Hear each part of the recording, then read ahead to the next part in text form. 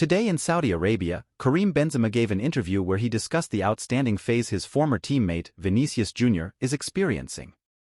Additionally, the French star shared his thoughts on a hot topic in world football, whether Vinícius has the potential to win a Ballon d'Or during his prime years. Stick around until the end because we will dive into Benzema's comments in detail and I want to hear if you agree or disagree with what the Frenchman said. Before we explore what the 2022 Ballon d'Or winner had to say, it's essential to understand why he mentioned Vinícius. I believe the answer is obvious. The Brazilian's current form is simply too impressive to ignore in the world of football. So far this season, in the 32 games he has played, Vinícius has scored 19 goals and provided 10 assists, which sums up to 29 total goal contributions in 32 games. This alone would be a notable achievement, but remember that Vinícius was sidelined for nearly 2 months at the end of last year due to an injury, missing about 15 games. Imagine what his stats could have been with those additional games. Moreover, we need to discuss the types of matches where he made most of these contributions. While many top players inflate their numbers by racking up goals in matches already won by a wide margin, Vinícius proves to be the opposite. He consistently performs well in challenging games. This season, Real Madrid faced Girona in a match that was crucial for the league standings, and in that game, he scored 1 goal and provided 2 assists. He was applauded off the field by Ancelotti and praised by numerous newspapers worldwide. Then, Real Madrid faced Barcelona in the Spanish Super Cup final, and he scored a remarkable 3 goals, once again astounding the world.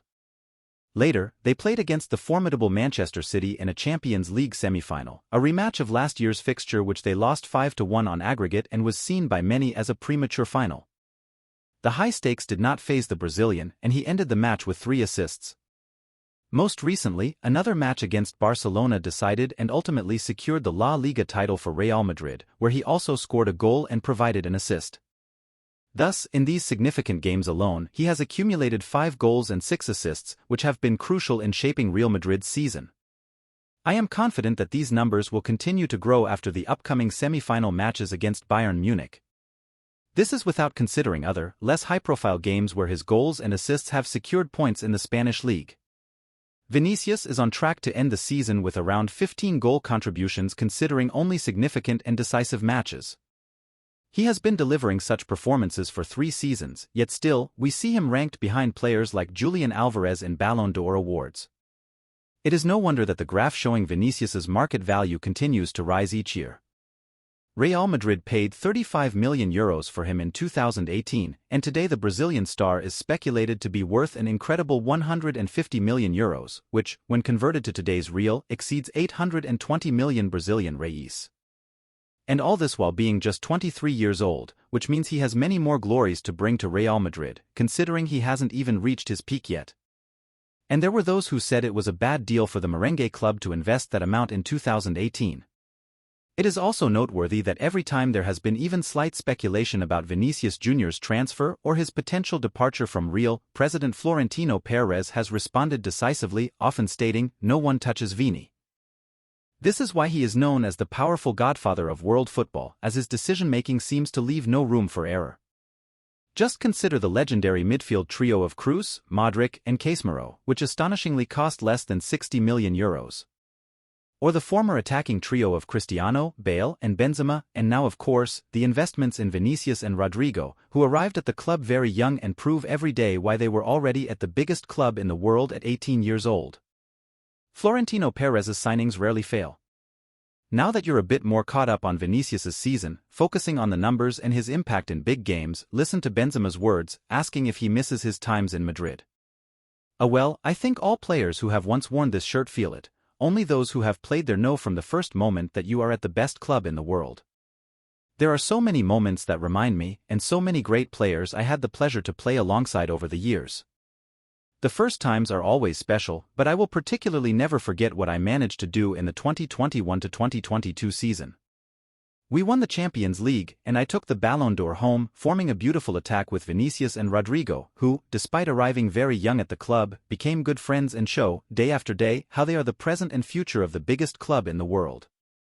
When you are in a club like Real Madrid and you become the main name of the team in a season, your chances of winning a prize like the Ballon d'Or are immense, and as you may know, I speak from experience. This is the position that Vinícius is in, and therefore, I believe that based on what he has been showing these last seasons, he has all the conditions to take this award home very soon. And honestly, depending on what happens for the rest of this season, it could very well be now, why not? There is still a lot of room for him to evolve because at 23 years old, a player is not even close to reaching their maximum potential, which is a bit scary. And therefore, I believe that this year and in the following ones, he will always be fighting for this prize, due to the way he evolves each season. I've seen his victorious mentality up close, and it will undoubtedly help him even more, as he knows what needs to be done not only to be, but to remain at a high level. Speaking of this season, of course, it will depend on the final stretch of the Champions League and also on the performances for the national teams, as there is a time and a year that involves this, but I know what Real Madrid can do in the Champions, and without a doubt, this is a great ally for Vinícius. I wish him and everyone at Madrid all the best, as for many years they were not only teammates, but also my friends. I am always, and will always be, cheering for Real Madrid and everyone there. I wish him and everyone at Madrid all the best, as for many years they were not only teammates, but also my friends. I am always, and will always be, cheering for Real Madrid and everyone there. Indeed, Benzema has come around, and despite some saying he's two-faced due to that time he was heard telling a teammate not to pass the ball to Vini, claiming that the Brazilian was supposedly playing against the team, today he likely believes that Vinícius is indeed the best player in the world, as this isn't the first time he has indicated something of the sort. Earlier this year, after that great game by Vini against Girona which I mentioned, the Frenchman shared a picture of the Brazilian on his social media with the caption "Number 1. Another instance was back in mid-2022, right after Real finished the season in which they won the Champions League. Benzema, who at the time was forming a deadly duo with Vini, had already spoken about the Brazilian to TNT Sports. Here are his words from that time. Vinícius is top 5 today because he scores crucial goals, makes plays, does everything. He's young in age, yes, but not on the field. He needs to focus on the game because he can win on his own. I spoke a lot with him on the field too, he can be even more decisive, he has the ease to advance and if he focuses, he can score more goals and provide more assists. And giving my honest opinion now, although Benzema did indeed have his issues with Vinícius as I mentioned, it's interesting to see how the Frenchman was another one won over by him over time. Back in 2020, his opinion was not to pass to him, and today in 2024, apart from making posts on his social networks praising the Brazilian, he is all praise for him in interviews. Honestly, it's hard to imagine any player, coach, or anyone more involved in the world of football who doesn't consider Vinícius one of the best and most impactful players in the world today. But now the controversy I mentioned that I'd want your opinion on is the following. Recently, a popular football magazine published the current top 5 players most likely to win the 2024 Ballon d'Or, and Vinícius Júnior appears third behind Bellingham and Mbappé. What do you think? Given the season that Vini is having, if he wins the Champions League, does he have a chance to surpass those two and take home the prize in 2024? Or do you think that even if he wins everything, both with Real and the national team, the award will end up going to another player like Bellingham or Mbappé?